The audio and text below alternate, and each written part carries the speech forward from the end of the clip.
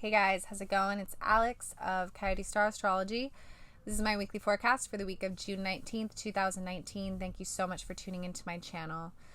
And I hope you guys are feeling good this week. I know that these are intense times. We just had a very intense full moon over the weekend.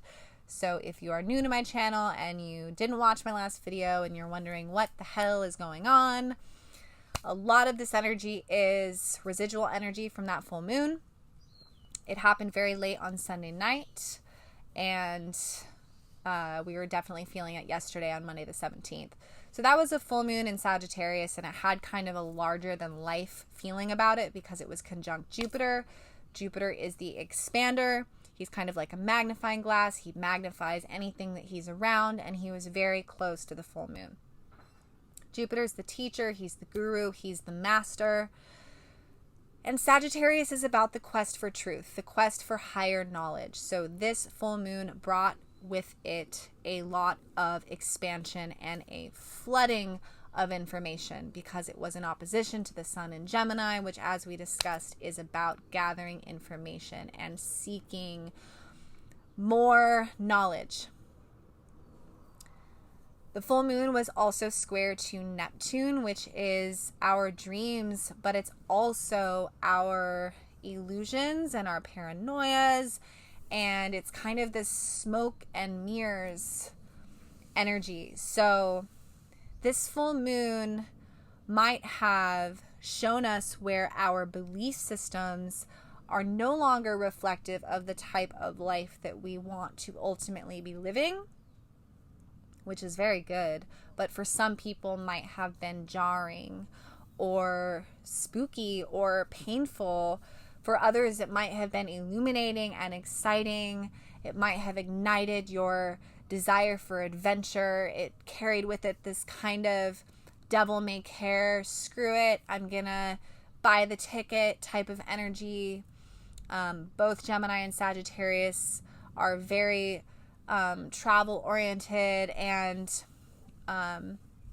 Sagittarius is very creative. So for some, it might have really ignited those aspects, those playful aspects.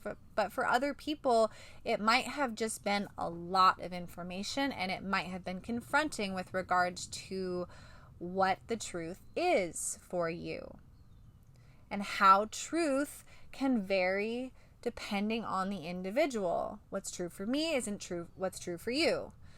That's what Sagittarius and Gemini, when you get them together, are really all about. Sagittarius can be very dogmatic.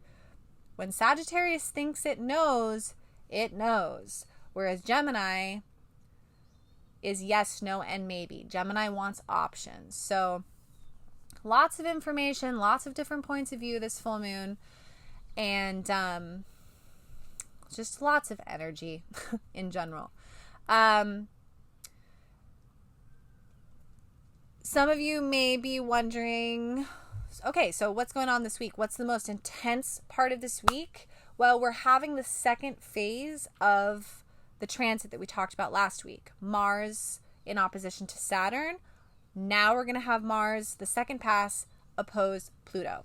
So if you want to know more about Mars opposition Saturn, watch the video right before this one. I go into it. Now we're going to have the second hit when Mars in Cancer opposes Pluto exact. That will happen tomorrow on Wednesday the 19th. We're feeling it already. We have Mars in Cancer right now, conjunct Mercury in Cancer at 21 degrees. So a lot of people are feeling a lot right now. There's a lot happening inside.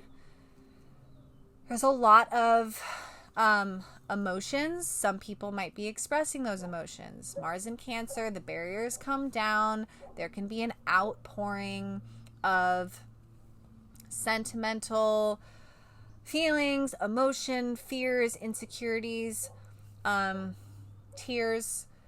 And with Mars in opposition to Pluto, this is not a transit for the faint of heart. It's not gentle. I have a hard time believing that it will go by unnoticed by anyone. Mars is our will. It's our drive. And when it's in Cancer, it's our drive to feel secure. Mars in Cancer is opposing Pluto. Pluto is the underworld. It's our karma. It's our fear. And of course, we know Pluto is the master teacher of transformation. So a lot of people are having their security threatened during this transit. Many people are having to face their fears, face their subconscious, transform out of something in order to pursue security. Pluto is also about power, and when it's in opposition to poor Mars in Cancer, which like is pursuing a safe, comfortable place, Pluto can feel like oppression, like there's a dark looming force that's scaring Mars away. So a lot of people are a little bit scared right now. And because Mars is in Cancer, conjunct Mercury, a lot of people need patience and nurturing and probably a freaking hug right now, to be honest with you.